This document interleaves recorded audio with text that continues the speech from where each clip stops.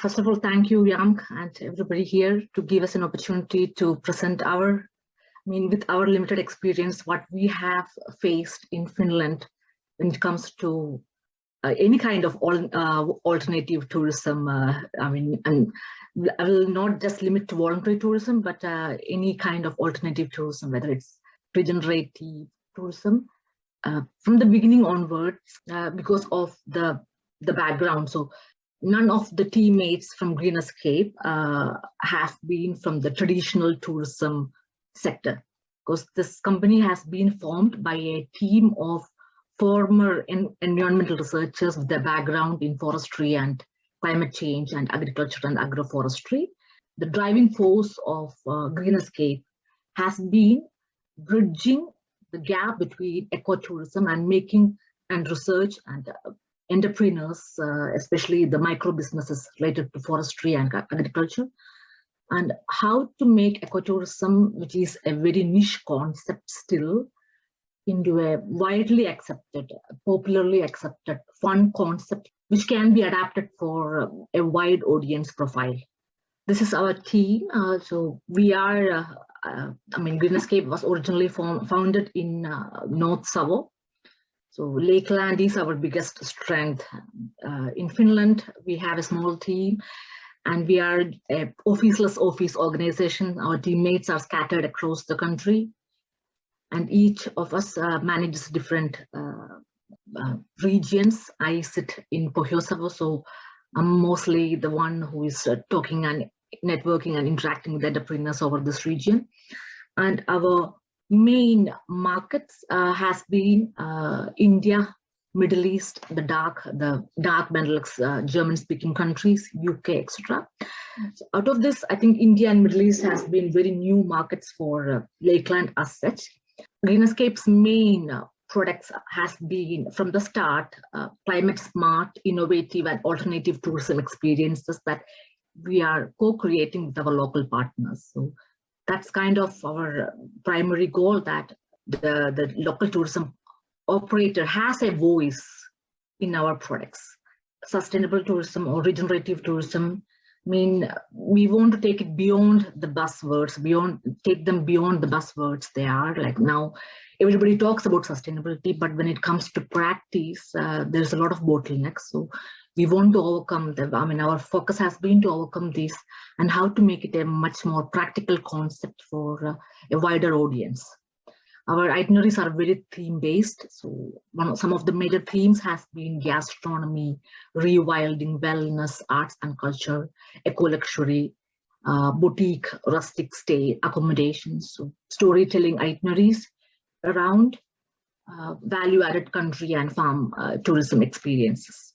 And we have been collaborating very widely with local actors like Henrotis here, Slow Food Helsinki, Maya Kottelos Naiset, Hungry for Finland, so Progria, and universities like Savonia, and of course now YAMK as well.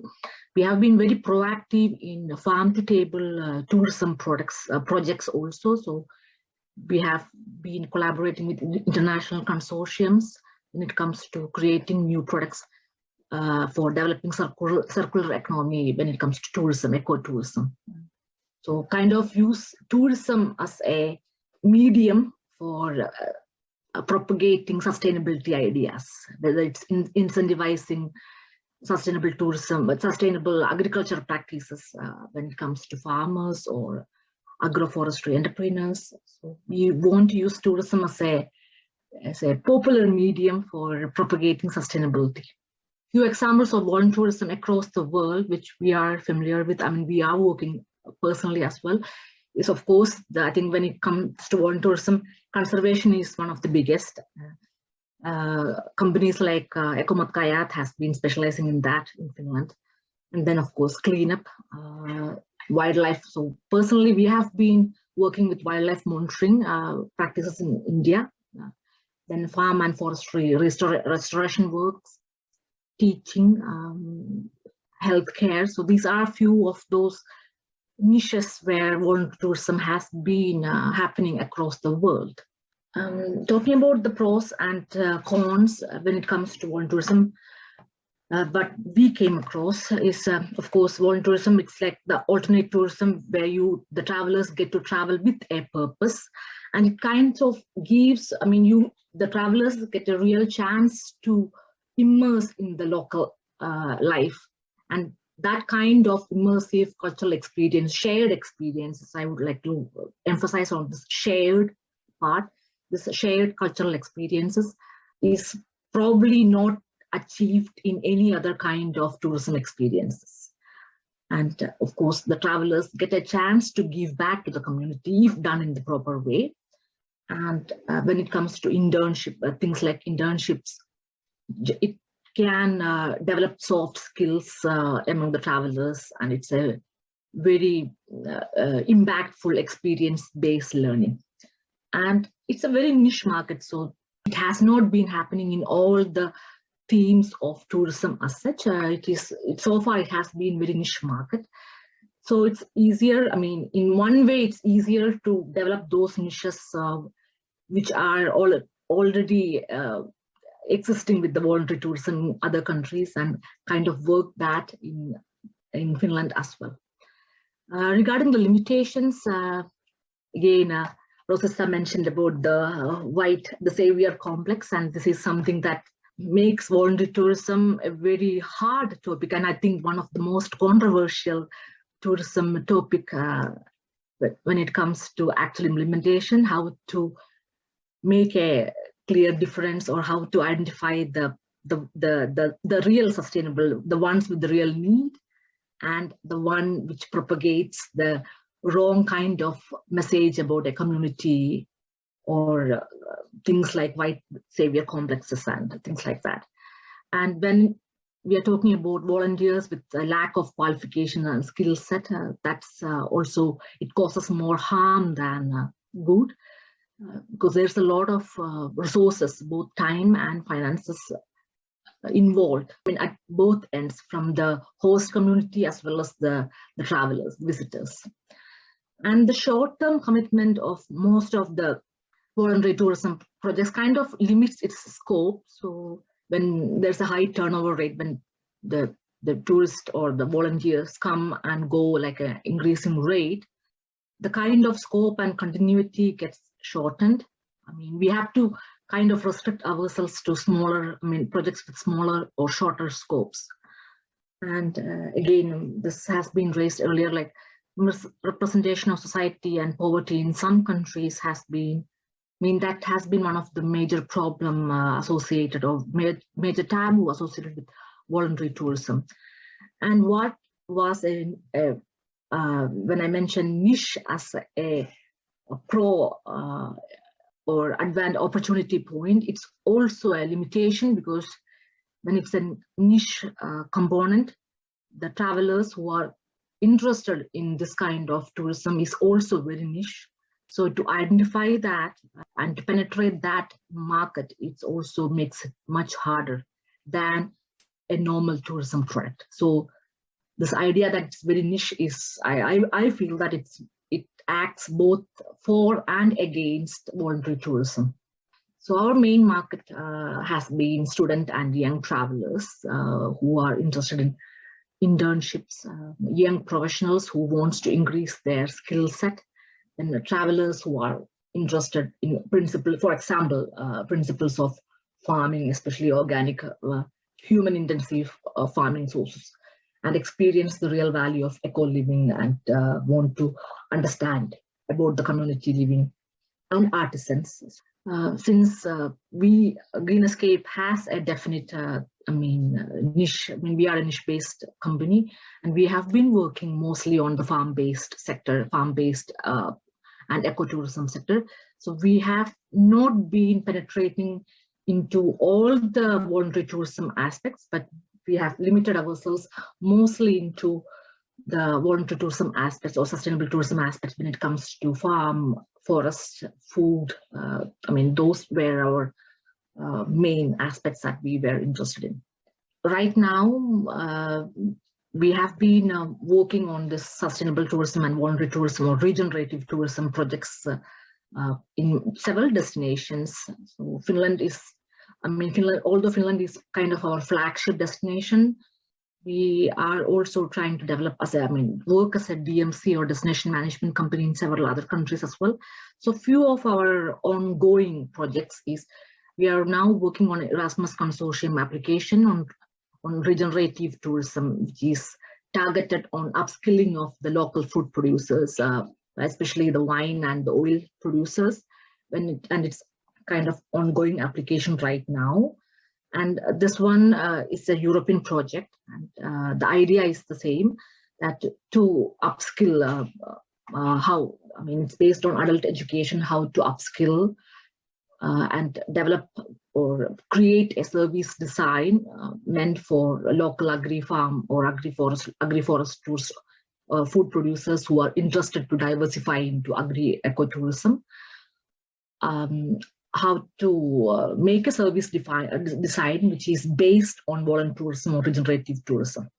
We can try to develop this service design in Lakeland region as well. And we have been increasingly involved in the community ecotourism project in Kerala, which is from the South India. And this community ecotourism project is around seafood, particularly oyster. So we have tourists coming during especially the oyster harvesting period. We have a lot of chefs actually and food professionals visiting the farms. They want to know about the farming and the cooking and the fusion, inspired cuisine, etc. They live there. They have been living there in the community for a few weeks and get integrated with the community. So this is a kind of a model project for us because we had much success with that. The whole community is kind of interlinked. So this is also a good example of how, when it comes to voluntary tourism, independent operators will have much less success compared to if the community or if there is a network of entrepreneurs acting together. So here we have farm stays, boating, then small eateries or restaurants acting together. And there's a big community which is acting together. The community didn't have any resources to make extensive videos, but the moment they have the money to make videos from, we have been also trying to raise money to kind of showcase that as an example here. And another tourism activity that we have been involved again in India, predominantly Kerala, is wildlife monitoring and surveys in collaboration with the Kerala Forest Department and College of Forestry. So there, tourists can be part of wildlife monitoring and survey. And this again is a niche. This is for wildlife enthusiasts or photographers who are interested in being part of this. So they get to go into the forest. So unlike Finland, there the entry into the forest is very limited. We don't have everyone's right on the land kind of policy in India when it comes to forest entry. So these kind of projects will help wildlife enthusiasts to go into the deeper parts of forest with the permission with the local communities and be part of the wildlife monitoring and surveys. And this I think this kind of projects I see much scope in our region as well. Especially Lakeland is very young. We feel that Lakeland still doesn't have that kind of service design, which regions like Lapland or Helsinki has mastered. So I think this kind of exchange programs would also help to understand the service designs and kind of make it happen here in a much more effective way as well for the tourist. Ekonomat is one of our main partners here with whom we are trying to develop this voluntary tourism service design. So one of the main obstacles that we faced here was the lack of entrepreneurs or service providers in the sector.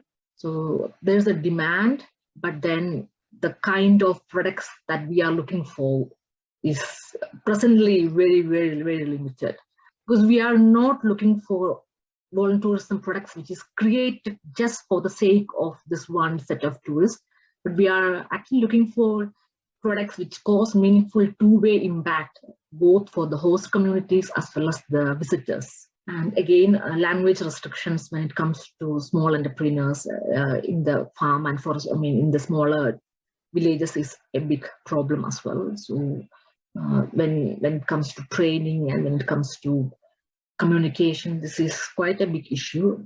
So these are a few of the obstacles that we faced in Finland. The concept of voluntary tourism is, I think, very, very young in Finland. I believe that the kind of voluntary tourism activities that has been happening in other countries, for example, cleanup, or that is not what is needed in our region, especially when it comes to Lakeland.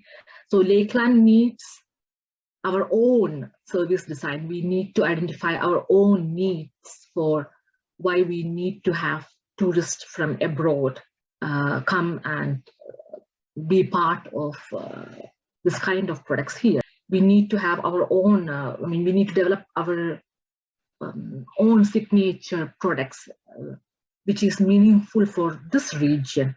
So not just create anything following the general global examples.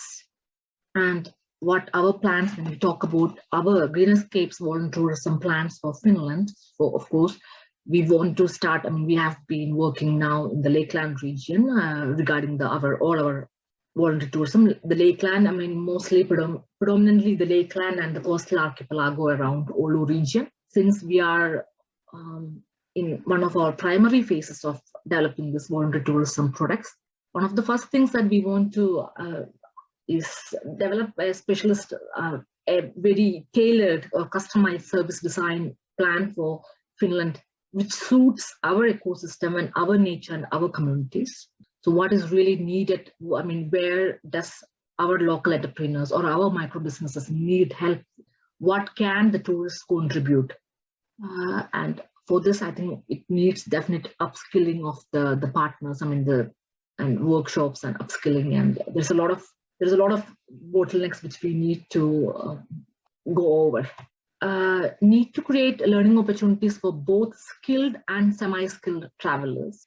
Of course, there might be artisans, specialists like chefs or artisans or culture and historians who might be interested, but also for semi-skilled or basically non-skilled travelers. Or if we are able to create opportunities for the semi or the non-skilled travelers also, that would kind of broaden the niche.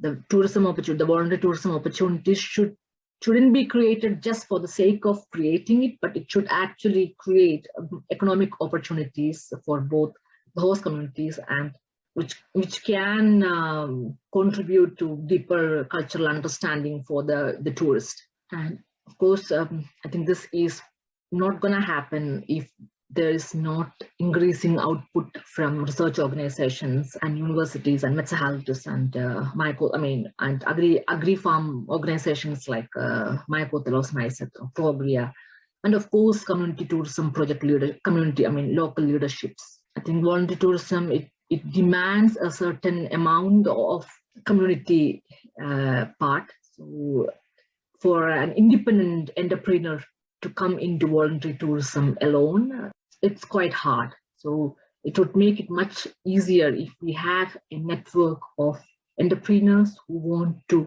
build products together.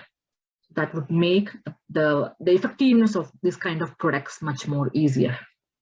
For our past few packages, we have been able to develop a few products which are still in its pilot stage. One of them is in Vuoraslahti near Kajaani. We have a shepherd program and forest planning operations where tourists can come and be part of the farm activities as well as the forest planting activities. And then in Petäjävesi in Jyväskylä, with the Hakamaan Lamastela, we have a agroforestry program. So hopefully these programs, we would be able to pilot these programs this year. We are offering them for the first time to tourists this year, and we would see the effectiveness of this. Again, this is in a very pilot stage, so we would know these products were actually formed. We were working together with the entrepreneurs and we formed these products because of the need. So this was not existing at that point. At least the one in Vuoraslahti was not existing at that point. And I believe believe that micro businesses are the best to enter into this sector. They are the bigger, I mean, they can be an excellent pool, a resource pool for voluntary tourism activities.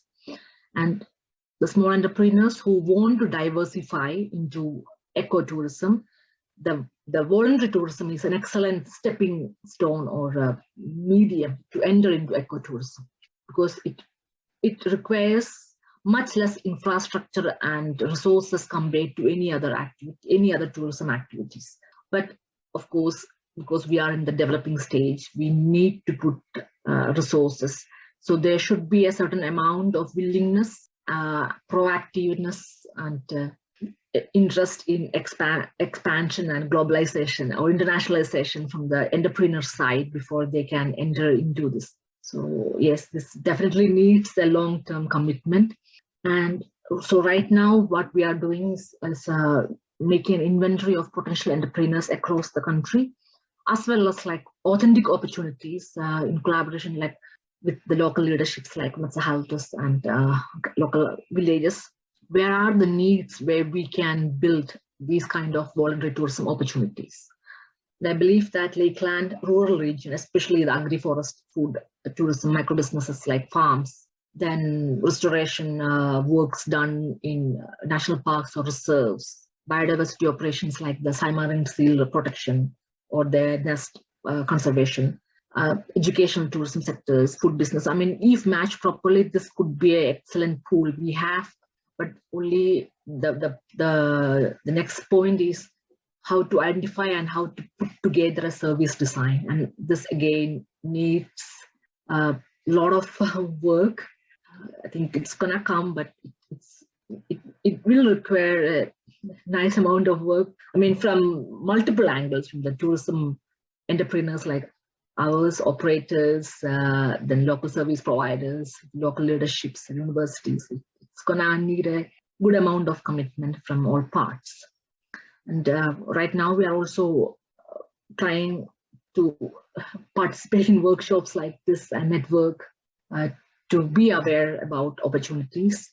Again, one of our backdrops is that even though we are in Finland, part of our team are non-Finns and we have language restrictions. So that's a big, we want to do much more intensive work, but the lack of language skills could be one of the biggest bottleneck when it comes to our voluntary tourism plans. Considering our work so far in the last 2.5 years in Lakeland, I wouldn't call it a problem. I mean, I wouldn't call it a serious problem because we are really committed to develop a base for our ecotourism products value. I mean, of our innovative ecotourism products for the Lakeland region. So I think it just needs the right kind of partnership and the right kind of brainstorming. So that's that, and you can reach to us in our website. We have our main products listed there. We have a new section also coming about, which is the page is exclusively dedicated to our sustainable tourism ventures and the projects that we are involved in. We are always looking for new entrepreneurs and new products ready to sit together with the entrepreneur and trying to take it to the next stage, or how to market it, or how to package it the right way. So welcome for suggestions, welcome for ideas. Thank you.